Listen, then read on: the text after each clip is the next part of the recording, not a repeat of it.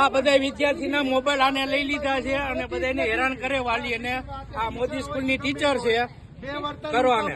આ મોદી સ્કૂલની બોલાવો, તમારા પ્રિન્સિપાલ ને બોલાવો.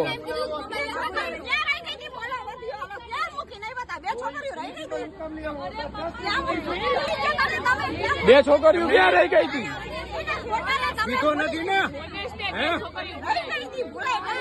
112 માં ફોન કરીને 112 માં ફોન કરી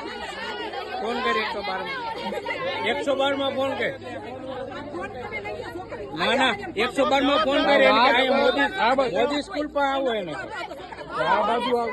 ના એ હમણાં થઈ જાય. વાત કરો માં માથા પકવું તો બધાને આપી દઉં. કોને પૂછવું છે? ચેકિંગ કરી હતી. જો આવી રીતે રાડું નાખીને એ લોકોનું એની આગળ વર્તન કેવું છે એટલે તો તમે સાંભળો. ખાલી તમે નતા ને તમે રહેવા દો. પછી સાંભળો. જો તો સાંભળો. તમે સાંભળતા હોય તો સાંભળો. જે વાત હોય ને એ સાઈડમાં રહી જશે. તમે રહેવા દો. તમે સાંભળો તો ખરા એકવાર શું કહેવા માંગે. તમે નથી ફોન તો કરી છે તો તમે શાંતિ. તમે પ્રિન્સિપાલ ને બોલાવી લો.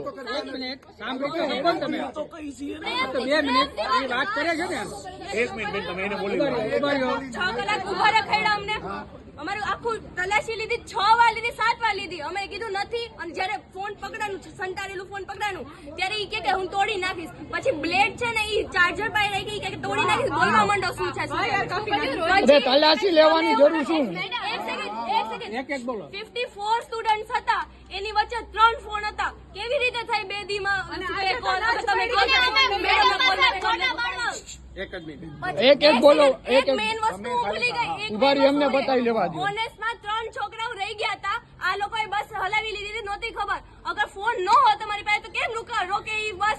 ઈ અડધી બસ વહી ગઈ હતી. હા, હવે એ બીજો બેટા કહો. જી પ્રોબ્લેમ છે.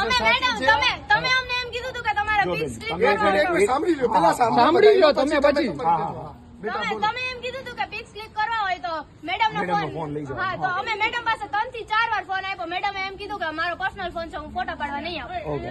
અને અમે છે ને પેરેન્ટ્સને ફોન કરવા એક બરાબર. આ લોકોને અને અમે જ્યાં બી જતા ને તો અમે પેલા હોય પછી અમારે મેડમ ને બોલાવવા જવા પડે કે મેડમ હાલો અમને જ્યાં જાય ને તો અમને એમ પૂછે કે મેડમ કેમ નથી આવ્યા? તો મેડમ ને તમે બોલાવો છો તો અમે બધા મેડમ ને બોલાવવા જતા પેરેન્ટ્સ ને ફોન કરી તો પાછળ સાંભળે કે પેરેન્ટ્સ ને. અને અમને એમ આ પુરુષા વાત કરતી હતી એના મમ્મી હારે.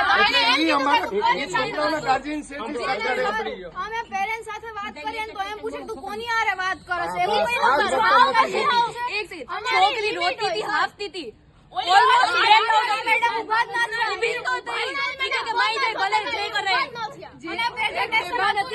વાત કરતા હતા મેડમ. પ્રેઝન્ટેશન હતું ને ત્યારે મેડમ રૂમમાં બેઠા અમને લોકો ઉપર મોકલા. અને મેડમ જયારે બસમાં સોંગ વગાડવાનું થાય ને તો એમ કે મારી મરજીથી સોંગ વાગશે, તમારી મરજીથી નહીં વાગે. અને એની મરજી એન્જોયમેન્ટ માટે ગયા હતા, ભલે ઇન્ડસ્ટ્રીયલ વિઝિટ હોય. અને ઈ કે તમે લોકો એન્જોય કરવા નથી આવ્યા, પણ બસમાં તો એન્જોય કરી શકીએ ને. અને અમે ફ્રેન્ડ્સ બાજુમાં બેઠા હતા તો અમે 4 જણાને અલગ બેસાડી. જગ્યા ચેન્જ કરતા હતા કે ક્લાસરૂમ છોડીને તો અમે અલગ બેસીએ. આ બધાનો આન્સર તમારી પાસે જ નથી જોતો, અમારે મેડમ પાસેથી જોઈએ છે. એમને બોલાવી લો. તમે બેટા હવે શાંતિથી બહાર ઉતારી આવો. જો પેલા છે ને હું ગુજરાતી મીડિયમ ની વાત કરતો હતો. મેં ગુજરાતી મીડિયમમાં એવું હતું, ગુજરાતી મીડિયમમાં 2 ગ્રુપ હતા. એક ગ્રુપ છે એ ડાન્સ ક્લાસમાં ગયું હતું, એક ગ્રુપ છે એ ક્લાસમાં બેઠું હતું.